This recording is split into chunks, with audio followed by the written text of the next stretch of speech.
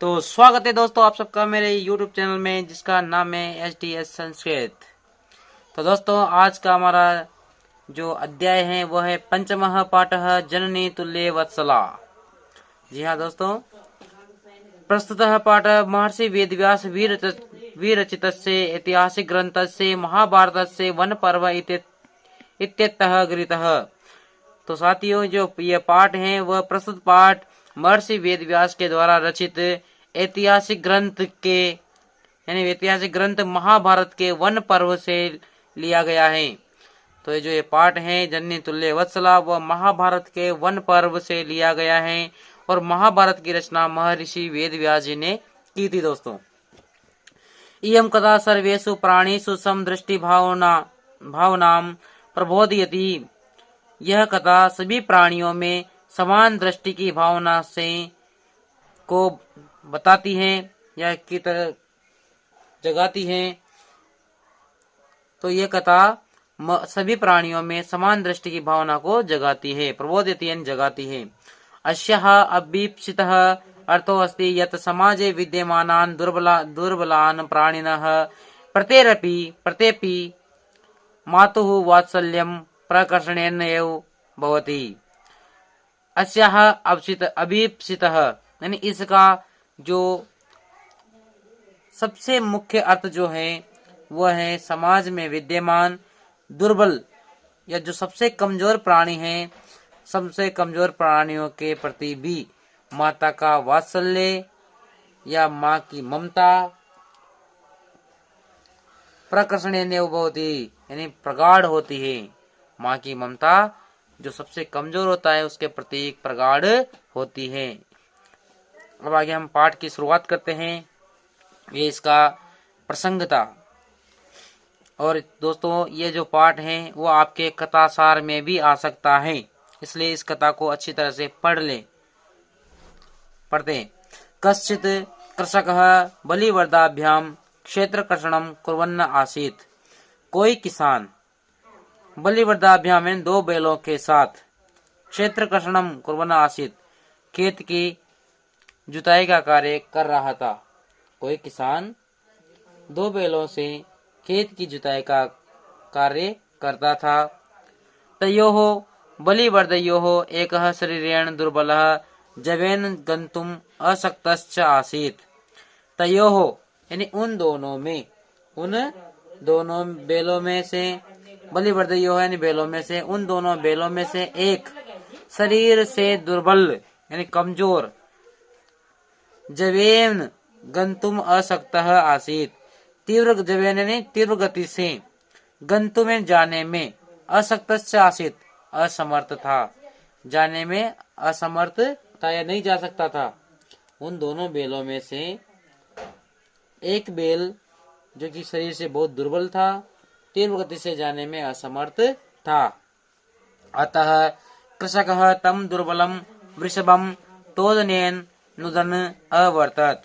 इसलिए किसान उस दुर्बल या कमजोर बैल को, वृषभम यानी बैल को, तोदनेन यानी कष्ट देते हुए, नुदन ढकेलता हुआ, अवर्तत चला रहा था, उसको जबरदस्ती ढकेल रहा था, उसको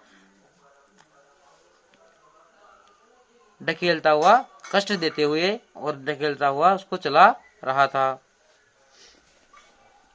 या हाँक रहा था, कष्ट देता हुआ उसको जबरदस्ती हाँक रहा था।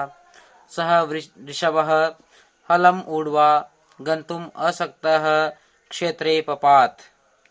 वह बैल हल को ढोकर जाने में असमर्थ खेत में ही गिर पड़ा। यानी जो बैल था वह बहुत कमजोर था, वो उसे ले जाने में असमर्थ था, फिर भी किसान उसके साथ जबरदस्ती उसको खेत के कार्य में, कृषि के कार्य में लगा रहा था, तो वह जो बैल था वह गिर पड़ा, खेत में ही गिर पड़ा।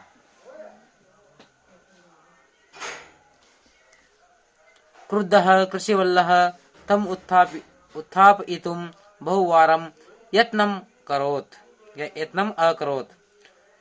क्रोधित किसान उसको उठाने के लिए, या क्रोधित किसान ने उसको उठाने के लिए बहुवारम अनेक बार यत्नम अकरोत प्रयास किया, प्रयत्न किया।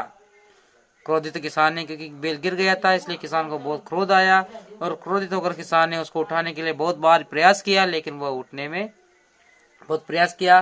तथापि ऋषः नोत्थितः, फिर भी वह बेल नहीं उठा, क्योंकि वो बहुत कमजोर था।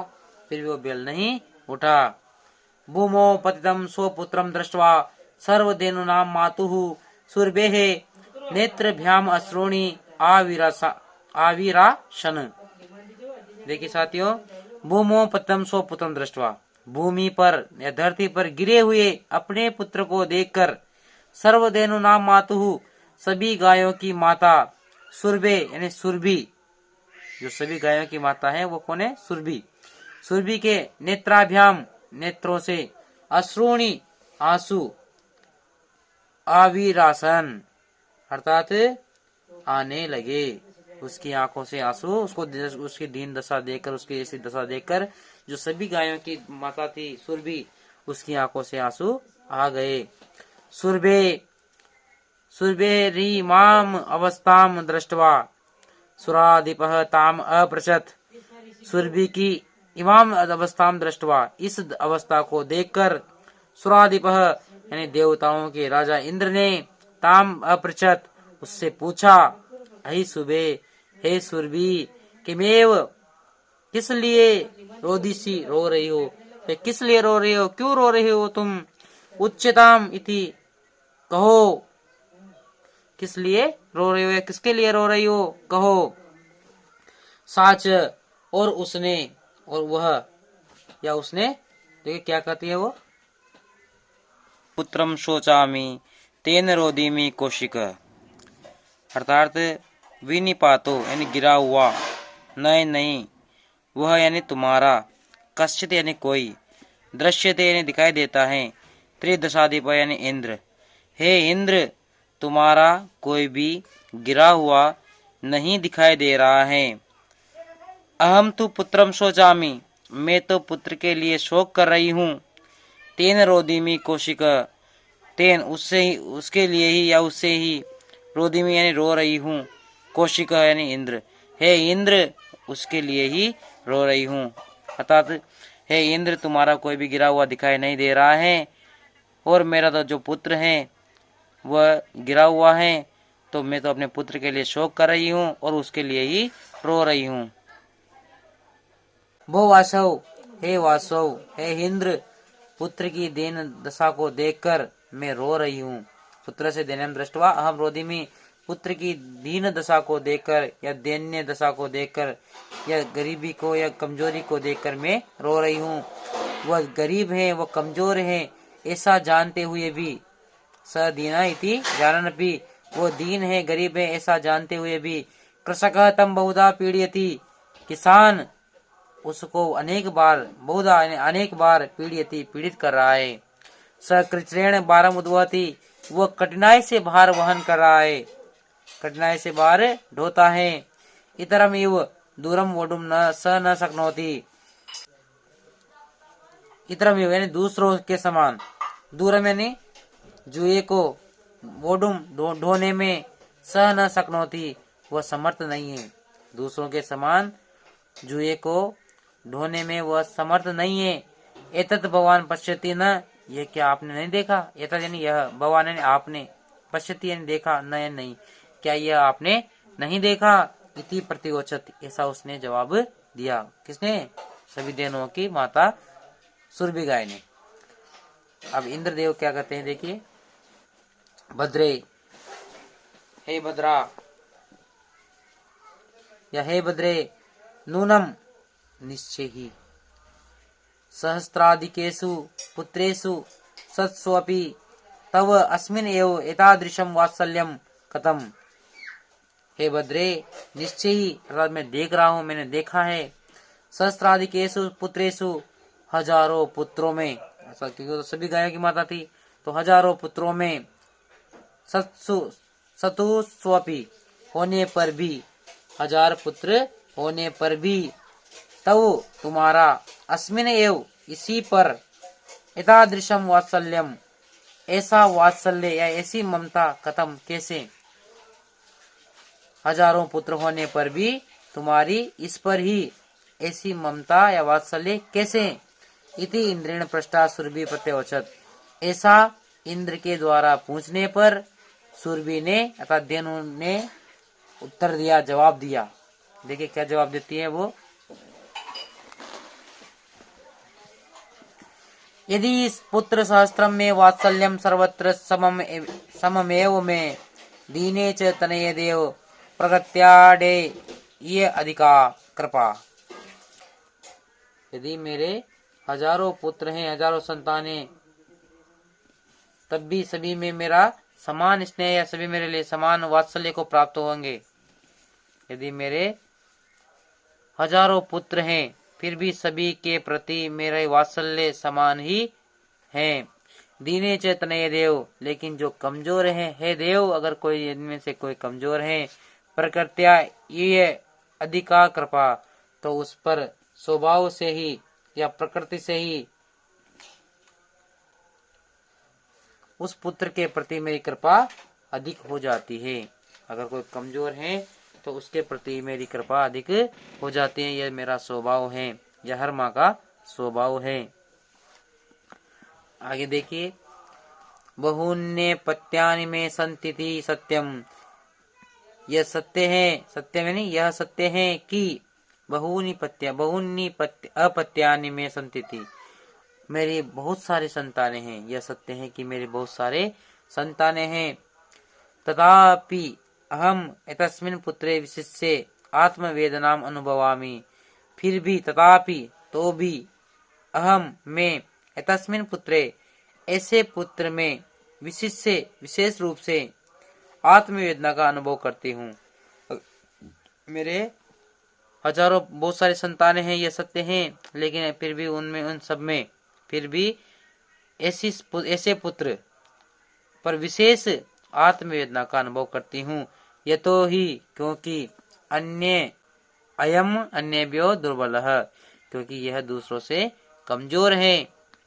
सर्वेषु अपत्येषु जननी तुल्य वत्सलायव, सभी संतानों में जननी तुल्य वत्सलायव, माता की जो ममता होती है वो समान ही होती है। माँ की ममता समान ही होती है। सभी चाहे कितनी ही संतानें हो, सब में या सबके प्रति माँ की ममता समान ही है। तथापि दुर्बलेषु ते मातुः अभेदिका कृपा सहजेव इति। फिर भी दुर्बल संतान के प्रति मातुः यानी माता की अभेदिका कृपा सहजेव, माता की कृपा अधिक होती है। यह सहज है कि जो संतान दुर्बल होती है उसके प्रति माँ की ममता अधिक होती है, या माँ की कृपा अधिक होती है, स्वभाव से ही होती है। सुरभि वचनम श्रुत्वा, गाय सुरभि के वचन को सुनकर वृषम अत्यधिक विस्मित आश्चर्यचकित होकर कंडलस्यापि हृदयम द्रवत, कंडलस्य यानी इंद्र का भी हृदय द्रवित हो गया, पिघल गया।